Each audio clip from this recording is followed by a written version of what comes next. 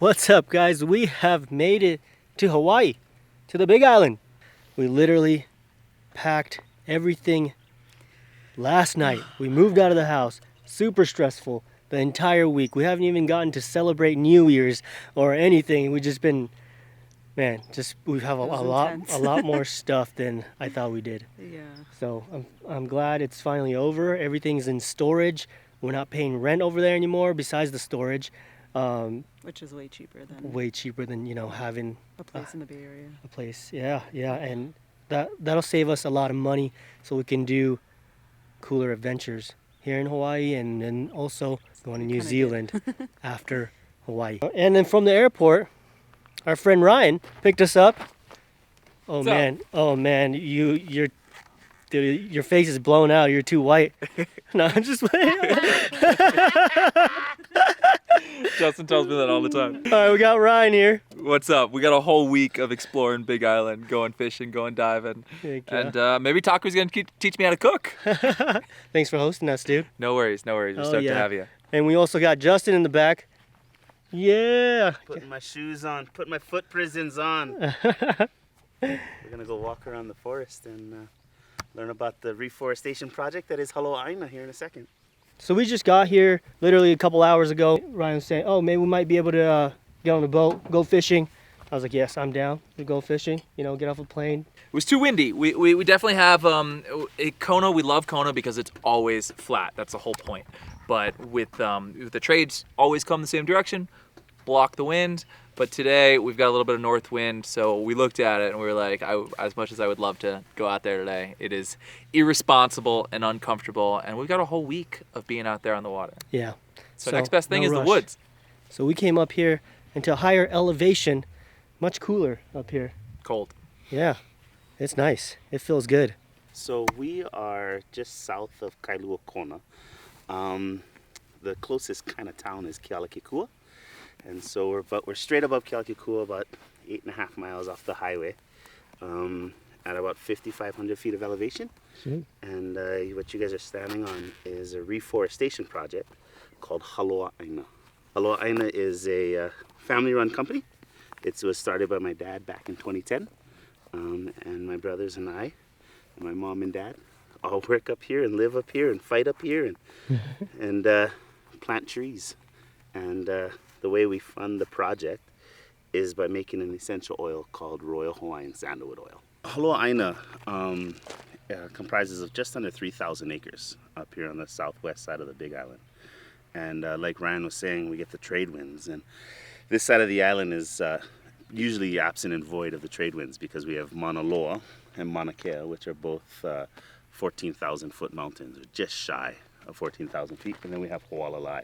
So we basically have this big wall that protects this side of the island from the perpetual trade winds. And so this side of the weather is very thermal driven. So in the morning time you get crystal clear cold air blowing down to the ocean. And then in the afternoon what you get is the upwinds coming, usually warm, carrying water. And as it's hitting the colder slopes, it condenses and makes fog. Today, of course, is the exception to that. And usually this time of the year, because we get colder, shorter days, we don't have as much water evaporation that turns into fog as the wind is blowing up. But this side of the island, because it is very thermal driven, and this western side of the island, it's a tropical dryland forest. And it's one of the rarest ecosystems in the world, and makes this place really, really cool and really, really neat. And so you get a lot of really diverse mini ecosystems on this side of the island. But the biggest thing is, with the lack of forest, what you run into is the dryland forest is drier because there's nothing catching that fog. And so in 2010, when my dad took over the project up here, the first thing we started to do was put new trees in the ground. And so since 2010, we've got over 1 million new native Hawaiian trees in the ground up here. And what that has done more than anything has caught water. So our watershed up here has, tripled and quadrupled, and I don't even know how much water we've caught in the last 12 years. But what it shows more than anything is that there's parts of the island that is very good for cattle ranching. And there's parts of the island that we need to listen to the forest and listen to the island so that we can live harmoniously and move forward together. And this side of the island, it's not cattle, and what it is sandalwood. Is we harvest the dead and dying sandalwood trees. And dead and dying, we call a dying sandalwood tree that has a tree that has less than 50% of its canopy intact, or missing a large section of its bark, allowing for funguses and bugs to burrow in and kill the tree. So we want to take that dying tree, or the tree that is completely dead laying in the field, and what we do is we chip it, granulate it, steam distill it, and make an oil with it. In the steam distillation, when it reconstitutes back into a liquid, we also get the water, but the water takes on a lot of the properties of the oil, so it's a sandalwood hydrosol. We believe it's the best sandalwood in the world. A sandalwood is a pretty special tree, in the mean that it can't grow by itself, and it needs to grow in an intact forest. So as many sandalwood trees you have to have at least that in other native Hawaiian trees that they can be buddies with and host with, to grow into big trees. And so that's the goal here, for my dad, is to take it back 150 years, take it before the introduction of cattle, and try and regrow the forest that once was here. And hopefully my kids' will run in the shadows of sandalwood and koa trees up on Hawai'i. Beautiful. Two sandalwoods in the world that kind of are the big powers in sandalwood oil consumption, I guess. There's one in Australia, they called made with Santalum album, and that's probably your largest sandalwood. Wherever you see sandalwood on a label, 95% of that is going to come from there. And then the Royal Hawaiian Sandalwood oil that we have here, unlike Australia where they've got billabongs that they can dam and have unlimited water, here in Hawaii the ground is lava rock, so the water runs away basically as soon as it hits the ground. And so up here we let the forest dictate which trees we can take.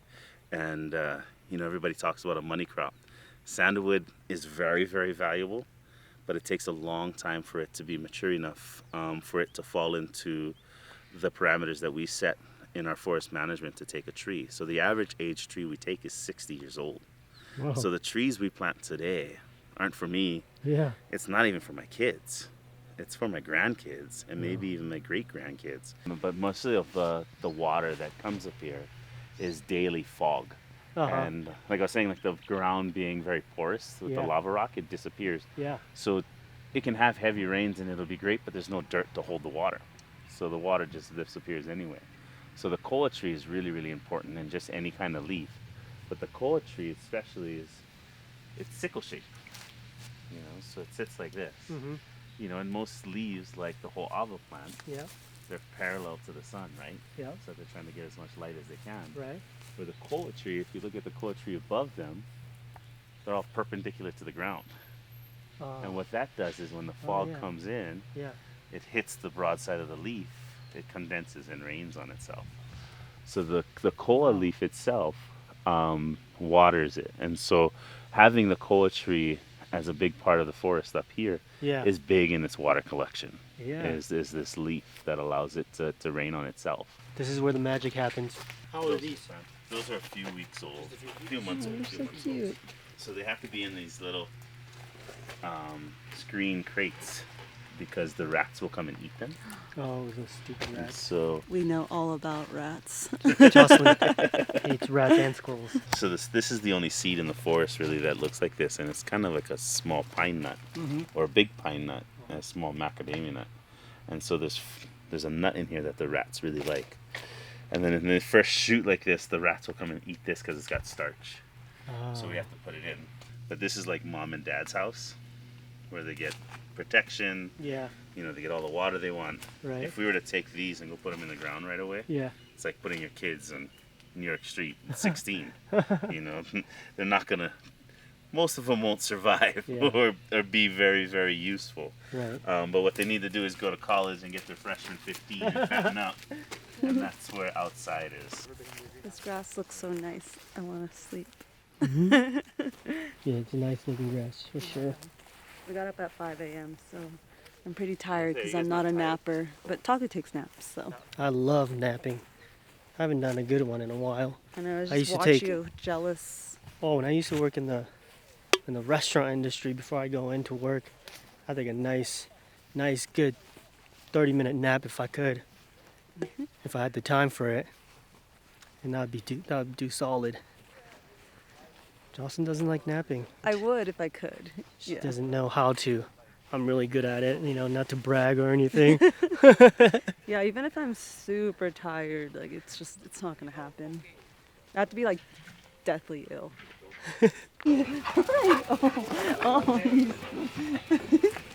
He gets so excited. You're still learning, huh? Okay, right now we're about to go on a little run. I don't know what's happening, so let's just go. Okay, so we just drove about 10 minutes in this thing, and Ryan's got his bow and arrow. He wants to shoot a sheep right now, and there's a ton of sheep right here. So let's see what happens if he actually shoots one.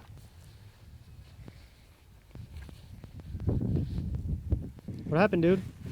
Well, there's no sheep for dinner tonight. And sheep all over the place. I drew back like once or twice, Yeah. but they were like that mid-range ram, which is not good to eat, not really a trophy, and kind of like I hate myself after I shoot one. I guess you're cooking tonight. No sheep for dinner. That's okay. We have fish actually, and Ryan speared this fish. It's called a knife jaw. It's time to make some food. We're gonna use that knife jaw and make some delicious sashimi. It's called ishigaki dai. That's not a big one I took a shot at. He was like this big. They're big. Try these ones. Kind of chunky too. I'm gonna top it. Good you go. I've not had knife jaw in a long time, and I don't know, since I worked at my first sushi restaurant, Roka Core. This is a delicious fish. This is the biggest knife jaw I've seen, but I was gonna say, how big are they usually? they're way smaller. So that's like. What is this? This is average size. Yeah. That's crazy, dude. That's There's the this- ones that we used to get were only maybe a pound, Oh, they're like 2 this big. pound. Yeah.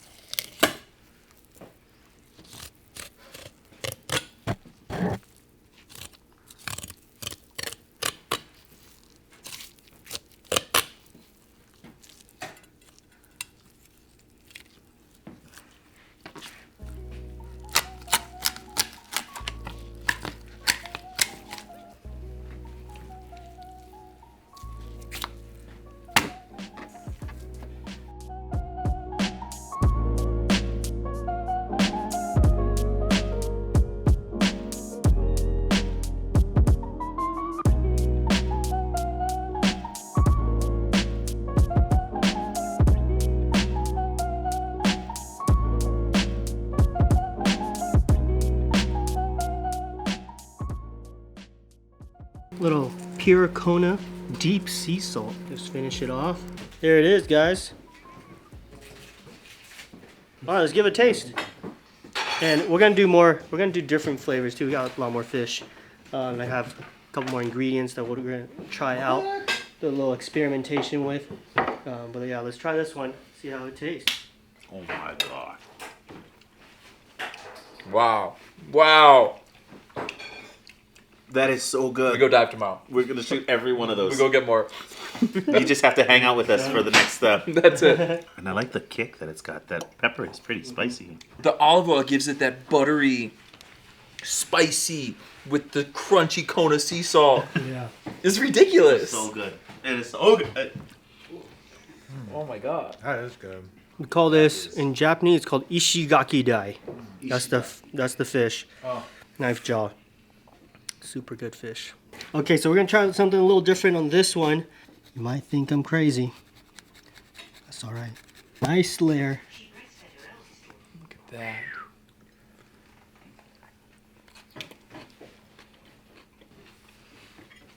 Go ahead, Justin. Incredible. With the cheese. With the cheese and the salt. It really, really is. It's It's mind blowing. It's Like you never unbelievable. think these Never. flavors like Parmesan cheese, olive oil, and knife jaw. This guy's staying at my house for a week. Not until he sees your house, and then he's gonna come to my house.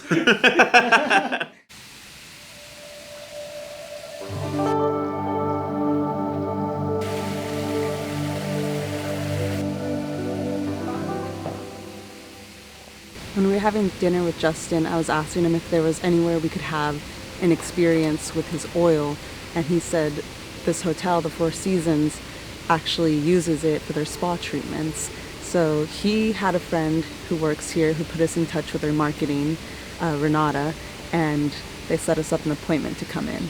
And it's been such an amazing, relaxing experience here. We had never done a wrap before. We usually do couples massages, but this was pretty sweet.